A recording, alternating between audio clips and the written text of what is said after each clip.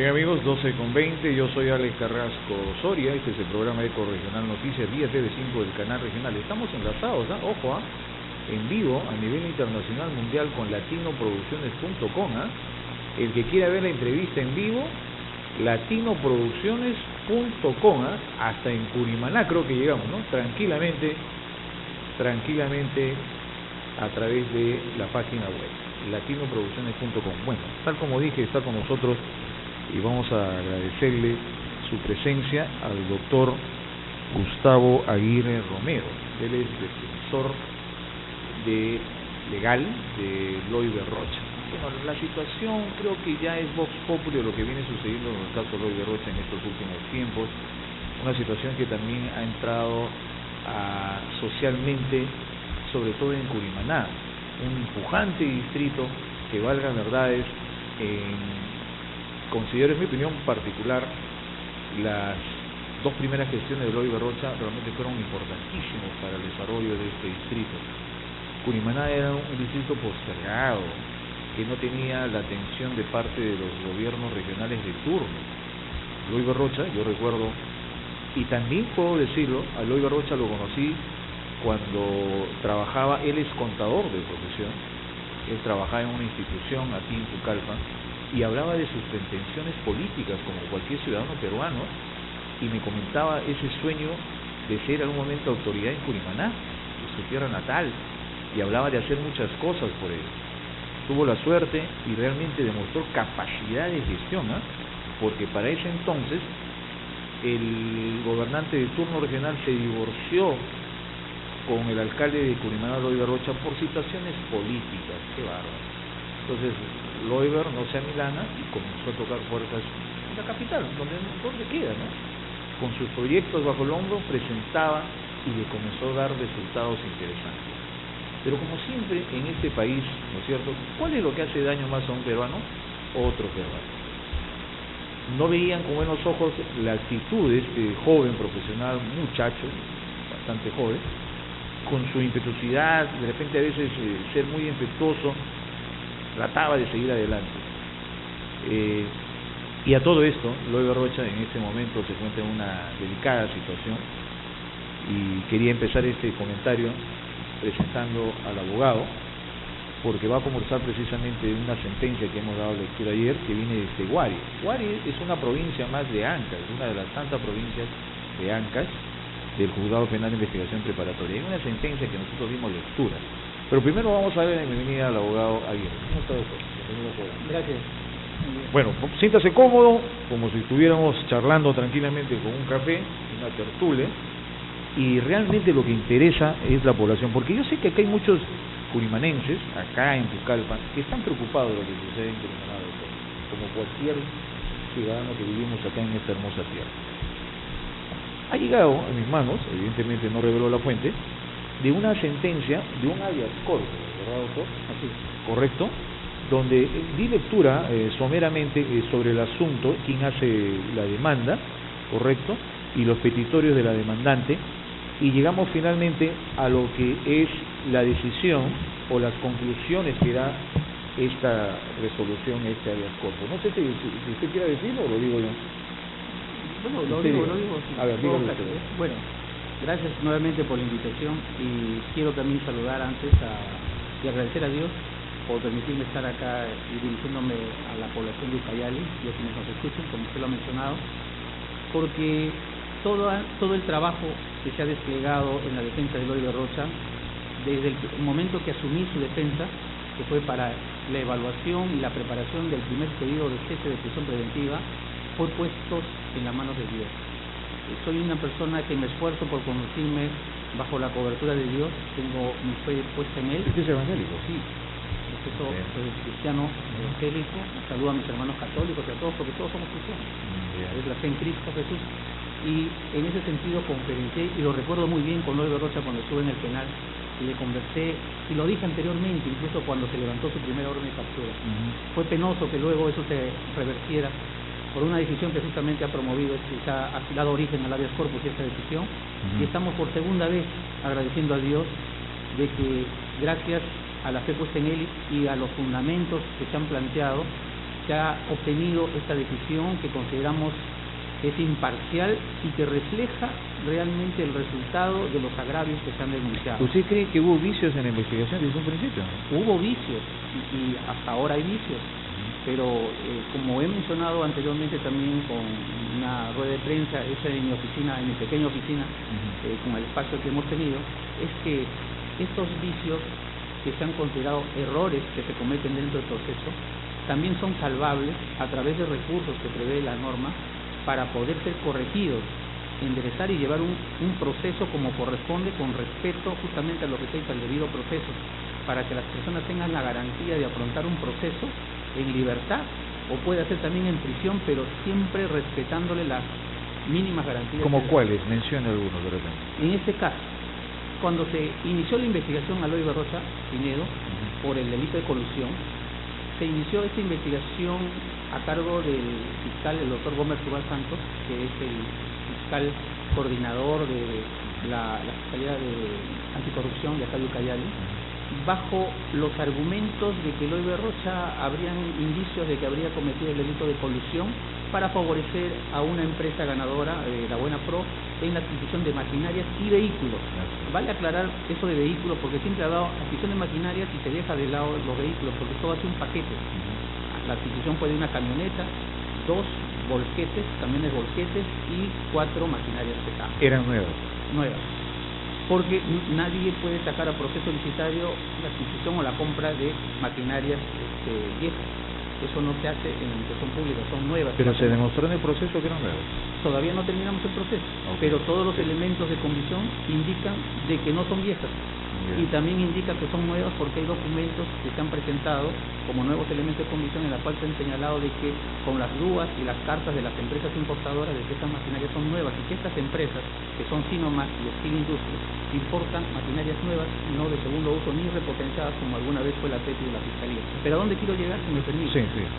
Es que cuando se inició la investigación se estableció que la ley penal aplicable para Eloy Berrocha era el artículo 384 que establece o sanciona el delito de colusión, pero la que estuvo vigente en el año 2010, hasta junio del 2010. Esta ley penal establecía un marco de pena privativa de 3 a 15 años de pena privativa, sanciona a los que cometan ese delito.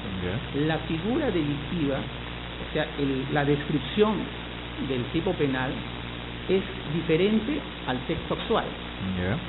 Bajo ese contexto se hizo la investigación preliminar.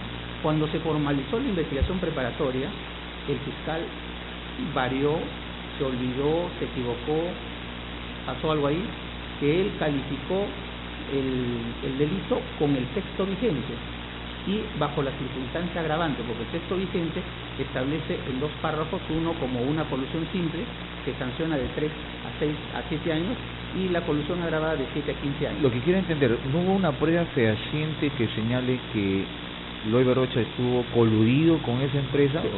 Si me permite, sí, sé que el tiempo sí, yo sé, pero también quiero, déjeme también participar. Ya, no, de eso no hay ninguna prueba, no hay nada, pero a donde vamos es de que al haber planteado de esa manera la formalización de investigación preparatoria fiscal bajo la tesis de que era una circunstancia agravante y que la pena en el cual a él se le debería evaluar es de 7 a 15 años, ya se estaba generando un precedente para un pedido posterior de una prisión preventiva. En los pedidos de prisión preventiva se evalúan 3 presupuestos básicos. Uno es que existan suficientes y graves elementos de convicción de la comisión de un delito y que estos elementos, llámese también pruebas más adelante, que tienen que ser objetivos, documentos, testigos, etc. Estos elementos de convicción tienen que vincular estos hechos al imputado, que el imputado sea partícipe o cómplice. Y también el otro presupuesto es que la posible pena que se le pueda imponer en una sentencia sea superior a 4 años. Y el tercer presupuesto es el peligro procesal, que tiene un peligro de fuga y tiene un peligro de obstaculización. En el caso de Eloy Berrocha, planteó el fiscal superior de prisión preventiva señalando que se cumplían los 3 presupuestos. En el tercer presupuesto señaló que había un peligro posible latente de obstaculización a la averiguación de la verdad porque Eloy Berrocha iba a entorpecer la entrega de documentos. Ese es un sustento básico, elemental para el fiscal. ¿Pero no fue así? No fue, lo demostramos más adelante. Luego también señaló respecto a la prognosis de pena, que el juez tenía que evaluar según el planteamiento fiscal. Señaló que la pena probable iba a superar los 4 años, porque la pena para la colisión agravada era de 7 a 15. O sea, dentro de ese margen lo presentó, lo ilustró así al juez, y los elementos de convicción también suficientes. El juez, al evaluar, muy al margen, que consideró que había suficientes elementos de convicción, cosa que también la defensa consideró que no.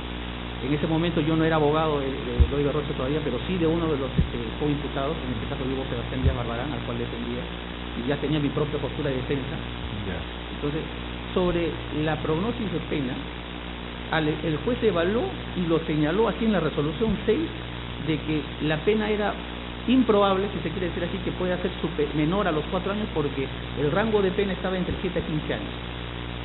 Eso se hizo sobre la base de un grave error, porque la evaluación debió ser dentro del rango de 3 a 15, como lo vuelvo a decir, porque el texto vigente aplicable al hecho era el texto que decía la pena de 3 a 15. Ese ya era el primer vicio. Es el primer y grave vicio, porque una evaluación hecha mal sobre una resolución 6 que va a incidir en la libertad de una persona, basta que uno de los presupuestos no se cumpla de los 3 para que opere la comparecencia. Y no servía de que el hecho de que Eloy Berrocha era conocido, era el alcalde, vivía en domicilio, tenía familia. Claro, ese presupuesto sigue válido hasta ahora, o sea, eso el juez no le quitó mérito. Lo que evaluó fue el peligro de obstaculización, o sea, el peligro de fuga y otro peligro... Que él no colaboró, en otras palabras, con la investigación. Porque no entregó los documentos que pedía el Ministerio Público. Vayamos a eso. ¿Qué pasó? Eloy Berrocha, evaluando, bueno, por su abogado de entonces, consideró seguramente, evaluó y dijo que no era prudente quizás apelar, sino ir por un texto, ¿no? Mientras que la postura más adecuada que era apelar, porque había ese grave vicio. Cosa que no se hizo. No se hizo. Al haber consentido, con un error, pero con un error, pese que la justicia constitucional muchas veces ha señalado que el error no genera derecho, y eso se ha quedado demostrado al haberse anulado incluso indultos mal dados, como el caso de Alan García. Claro. He dicho, el error no puede generar derecho, señor, y hay que anular eso. Entonces, bueno, al haber permitido eso, Eloy Berrocha, con su defensa, también solicita un primer cese. Como los elementos de convicción para ese entonces no eran suficientes a criterio del juez, denegó también ese primer cese, ¿no? Y eso fue también igual confirmado y quedó ahí. Cuando ya asumimos la defensa, y vuelvo a repetir, puestas las manos en Dios, para que nos ilumine en los conocimientos que ya ha permitido que tengamos con el estudio del derecho, revisamos bien la carpeta y vimos más errores. Entonces planteamos el segundo cese. Antes le pedimos al juez, al fiscal, al Ministerio Público, que nos aclare que el texto vigente es el de 3 a 15 años y no el que él había aplicado. Y el fiscal no tuvo otra salida más que aclarar, porque era evidente, y aclaró que el texto aplicable es de 3. Con eso se estaba reconociendo de que la evaluación que se hizo en algún momento estaba mal hecha. Y ya era arbitrario. Incluso hasta el juez de oficio debió haber variado el mandato de prisión preventiva por comparecencia, porque la ley permite que los jueces puedan actuar de oficio si varían las circunstancias. Pero no habiéndolo hecho así, la defensa no solamente rebatió el tema de la prognosis de pena, sino rebatimos también los suficientes y graves elementos de convicción. Presentamos a folios 265 elementos de convicción que suman también más el propio escrito, ese paquete de documentos al Ministerio Público. ¿Qué se había conseguido para poder pedir la variación?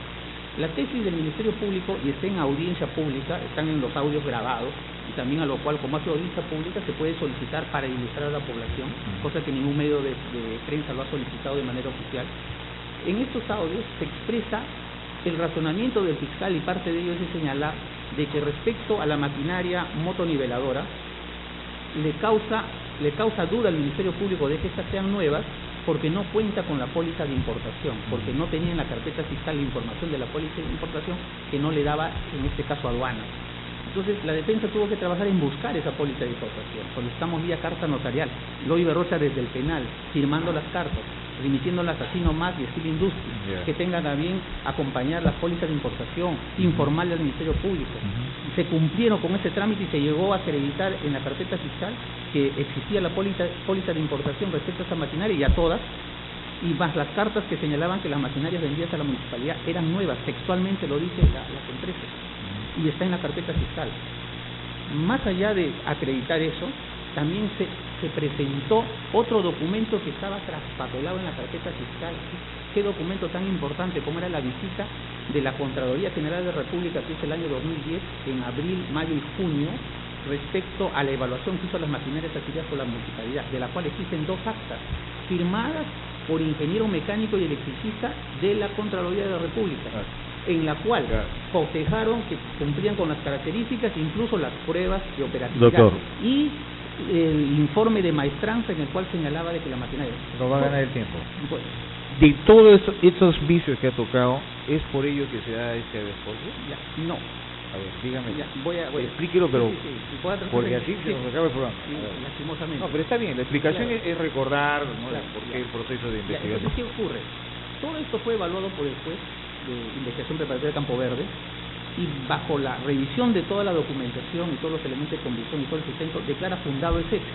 Ya. No conforme con ello, el Ministerio Público, está en su derecho, impugnó y presentó la apelación. Pero en los argumentos de apelación, uno de ellos que era gravitante, el Ministerio Público cuestiona que las características de la del rodillo vibratorio, del cual estuvimos hablando hace un momento, eran diferentes a las que aparecían en el acta de transferencia. Entonces, cuando hice la exposición oral ante la sala y también presenté mis conclusiones escritas al colegiado, señalé que eso era un error, que era falso, porque la póliza traía también a la maquinaria que se decía, pues solamente que se habían importado varias maquinarias, no una. Entonces esto fue un error, fue adrede, eso lo dejo ya al criterio, no en la imaginación. Lo cierto es de que, lejos de pronunciarse respecto a ese cuestionamiento del Ministerio Público, el colegiado se pronunció por otra maquinaria que el Ministerio Público nunca lo mencionó, ni que se me corrió traslado en la audiencia. Otro vicio más. Que era la motoniveladora, que es maquinaria que nunca fue materia de debate. ¿Qué vicio trascendental se ocurrió ahí? Es de que se ha incurrido en una incongruencia respecto a los agravios del apelante para ser evaluados en la sala, y se ha traído un fundamento o una discusión que no había sido puesto a debate. Correcto. Se vulneró 2 cosas, Bien. la congruencia en la motivación y también el derecho de defensa por parte de Eloy de Rocha. Y como esto tiene trascendencia sobre uno de los presupuestos, era suficiente para anular, pero eran más vicios los que se han anotado acá. Perfecto, Y perfecto. todo ello ha sido evaluado por el juzgado de investigación preparatoria de Guari. De Guari. Que valga también aclarar a la opinión. ¿Y por qué fue en Guari? ¿Por qué no se hizo acá? Ya. ¿Por qué nos hizo acá? En primer lugar, nosotros hemos planteado un habeas corpus antes que acá en Guari, pero no sobre este tema, sino planteamos sobre lo que le hice a colación inicialmente, que era el tema de que se había señalado una norma que no era aplicable en el tiempo. Ya. Sobre eso planteamos el habeas corpus para que se anulara todo el proceso. Pero el juez de aquí, nuestro juez de investigación preparatoria de Ucayali, declaró improcedente bajo unos argumentos que no tienen consistencia y no revisando el fondo. Subimos en grado de apelación y el colegiado también nos dijo lo mismo, improcedente porque lo que quieren es que se revise el fondo del asunto, etc.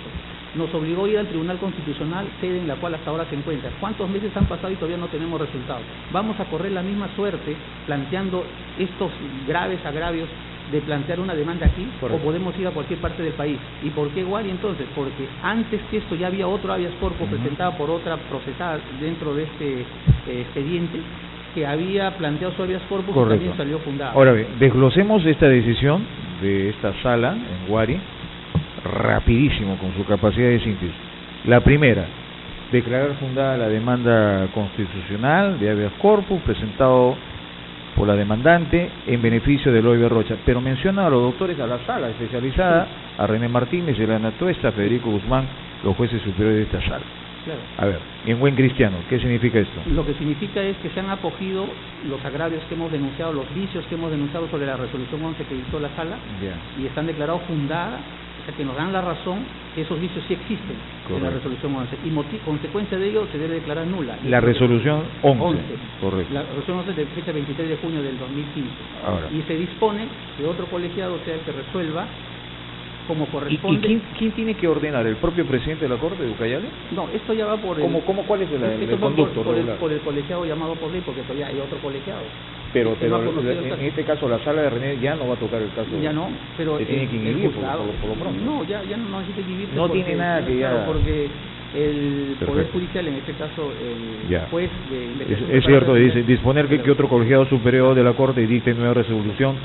Y en el cuarto dice, disponer el levantamiento inmediato de las órdenes de ubicación y captura que pesan contra la ley. ¿Por qué? Porque el habeas corpus, o sea, la resolución que fue anulada dispuso también la ubicación y captura de Eloy Berrocha en razón de que estaba restableciendo la resolución 6, ¿no? ¿Cuánto tiempo tienen para crear este nuevo colegiado?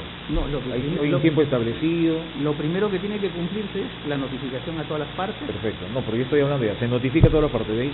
Claro. Después, ¿tiene un aproximado otra vez? ¿Cuánto puede demorar todo esto? Bueno, esto puede demorar de repente entre un mes. Un mes. ¿Y después de eso qué pasaría? Bueno, tiene que señalarse fecha para audiencia de apelación, convocarse al Ministerio Público, a nosotros como defensa, y debatirse lo que fue materia inicial de apelación del Ministerio Público, ¿no? Los agravios que él señaló, yo haré mi descargo. Pero mientras tanto, el Loiber estaría... Claro, porque esto es de ejecución inmediata, ¿no? Este levantamiento de declaración de captura ya es inmediato. Es inmediato. A eso me refiero. Así que ya ayer se han dispuesto ya los oficios, pero eso ya las autoridades, en este caso la policía, ellos van a hacer los levantamientos, ¿no? Que será el transcurso de la vida, ¿no? Yo sé que usted tenía una rueda de prensa hoy día, ¿no? Con algunos medios. Me imagino que le han tocado el tema de la vacancia, ¿no? ¿En qué ha quedado la vacancia exactamente? Ya, bueno, tenemos que diferenciar, ¿no? La vacancia es un tema que está en trámite, que no vincula al tema de la... No tiene ninguna vinculación. No tiene nada que ver. La vacancia se han planteado por fundamentos... Pero sería bueno que usted la aclare. ¿Sabe por qué? Porque la gente, yo estaba conversando con algunas personas y decían, bueno, está bien, se da todo esto, sale libre. Loiber va a querer adquirir su derecho y presentar al Jurado Nacional algún documento exigiendo que nuevamente tenga la credencial, lo habilite, y eso le permitiría nuevamente poder decir, bueno, soy autoridad, pues. No, baja ya no pues a la actual alcaldesa. Efectivamente. ¿Y dónde entra ya la vacancia? No, es que la vacancia que se ha dado trámite ha tenido una decisión del Consejo Municipal, ¿no?, de Culimaná. Esto ha sido objeto de reconsideración, porque todavía hay un plazo de reconsideración. Eso también tiene que señalarse fecha para debatirse la reconsideración. Después viene la apelación. Y por último, tiene un proceso. Y por último, el Jurado Nacional de Elecciones tendrá que pronunciarse si procede o no procede la vacancia. Y eso puede ser materia de otro momento de ver si eso no tiene fundamento o no. Lo que sí estuvo pendiente es la suspensión de su credencial, que fue por motivos... Pero está suspendida. Claro, está suspendida. Pero según el artículo 25 de la Ley Orgánica de Municipalidades, ya que él es un alcalde juramentado y la suspensión ha sido por motivo de una orden de detención, levantada la orden de detención, desaparecida la detención, automáticamente él debe asumir funciones, así lo dice la Ley Orgánica de Municipalidades. Claro. Ahora, pero para efectos de acreditarse ante terceros, ante las autoridades públicas, sector privado, hay que tener la credencial para poder... Ahora, ese es otro tema, ¿no? Berrocha, creo que es el lado humano, ¿no? El lado personal, al margen de todo, si él vuelve a ser autoridad. Eso es lo primero que pienso que Loiber está trazado en eso, porque francamente se le ha manchado su reputación de todo lo que ha hecho en estos últimos años como autoridad en Culimaná. Si me permite, esto de manchar la imagen no solamente alcanza a Loiber Berrocha, también me alcanza a mí y alcanza a muchas personas que hemos actuado y estamos actuando con corrección y apego a la ley, y no cayendo en ningún pedido de favoritismo, y menos en un tema de corrupción.